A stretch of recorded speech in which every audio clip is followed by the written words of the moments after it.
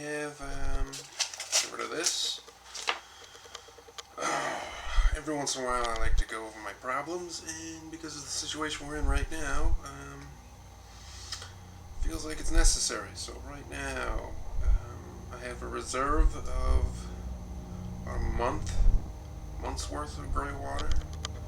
So I got that.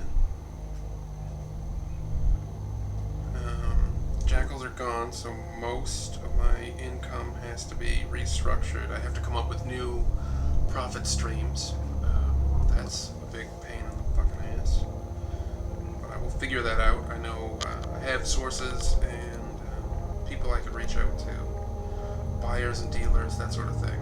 Jobs will be more difficult, more dangerous. I'll be able to record them even less often than I already am. Although sometimes it will be necessary. There are some people popping up that require recording and aren't too keen on me showing the footage, but they can go fuck themselves. You know, that will limit my clients, but I still have a bunch of caches to find and figure out what the contents are. I got about 10% of that done. There is a ton of that work to do. And some of them are actually encoded. Like I have to figure out the code first before I find the cache. Those ones likely have much more important shit in them. There's tomorrow's video to release, and don't worry, there won't be any slowdown in the stories. I already learned pretty much all the ones I'm going to teach, at least for the moment. So that's like, I don't know, like at least 50 stories. So you know, that's about a year's worth of content. And I don't think the jackals will be gone for an entire year. That would be crazy. This is some sort of move on their part. I thought about it more, and it could be because of that monster, or there could be multiple reasons behind it.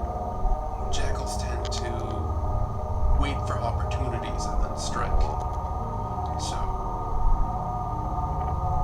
you know, I've thought this way about things previously. They usually have a better reason for doing something than would appear very obvious to most people.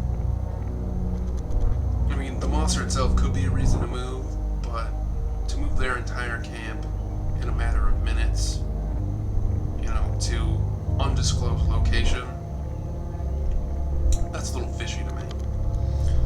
Alright, so I gotta gather food for the little monster, which is necessary, because he's gotta eat every single fucking day.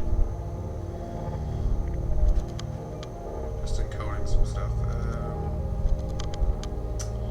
I have to start gathering resources from, like, what I haven't shown you a bunch of times is that I've come across monster corpses and marked them, you know, and then sold that information to various jackals for them to go and harvest that corpse. It's been trickling off now that the forest is incredibly active and most of the jobs are there, but in the future it might be something that I would have to do on my own. I don't exactly have that knowledge. I could buy it where I have some funds available to me, so that's something I gotta put on.